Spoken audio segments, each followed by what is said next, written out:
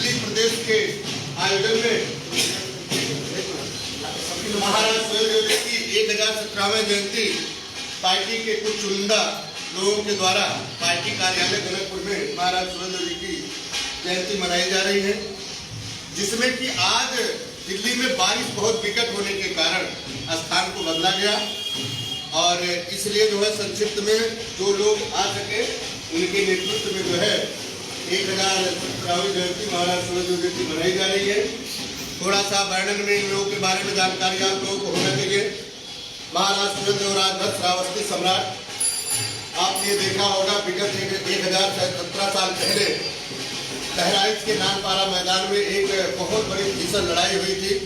जो आक्रांता लुटेरा अताताई दिल्ली के मुल्तान से मेरठ सतरिक होते हुए आपका कन्नौज, इटावा, सीतापुर और ये तमाम लखनऊ को जीतता हुआ जब बहराइच में पहुंचा तो वहां पे राज कर रहे महाराज सुहेलदेव राजभर से उसका टकराव होता है। आदरणीय महाराज सुहेलदेव राजभर जी 21 राजाओं का एक टोली बना करके, जिस तरह आज हम लोग एक गठबंधन करके कहीं लड़ाई लड़ने का काम करते हैं, तो उस समय 21 राजाओं का एक टोली बना के संगठन बना के महाराज सुहेलदेव राजभर वो अताताई सैयद सलार मसूद गाजी को जो है बलात ऋषि के आश्रम से थोड़े दूर पर सतरिक का जो मैदान है वहां पे लड़ाई हुआ, उसमें महाराज सुहेलदेव के बाणों के द्वारा वो घायल हुआ और वहीं पे वो नेता नाबूद होकर उसकी मृत्यु प्राप्त होती है। और तब से लेके आज तक अगर आप देखेंगे इतिहासों में कांग्रेस की सरकार रही, लेकिन कभी भी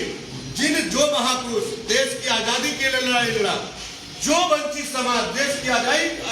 आजादी के लिए लड़ाई लड़ा, लेकिन उस समाज को कांग्रेस ने दबाने का काम किया। 2014 में जब आदरणीय नरेंद्र मोदी जी की सरकार आती है तो जितने वंचित समाज के महापुरुष थे जिन्होंने इस देश की अखंडता को खंड खंड होने से बचाया, या देश को जो है एक राष्ट्र हित में जो है अताताइयों का प्रार्थनाओं को हरा करके उनको नेता नाबूद करने का काम किया, तो 2014 के बाद जो है उसके बाद 2017 में आदरणीय नेता ओम प्रकाश राजभर भारतीय जनता पार्टी को उत्तर प्रदेश के गठबंधन में दबाते हैं। तो महाराज सुहेलदेव की जयंती और 10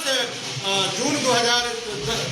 जो है महाराज सुहेलदेव की विजय दिवस भी मनाई जाती है। ये तमाम देश में चर्चा का विषय बना कि महाराज सुहेलदेव राजभर कौन थे। तो उनकी जब इतिहासों को लोगों ने खंगाला तो ये जाना अगर देश की रक्षा के लिए, राष्ट्र की रक्षा के लिए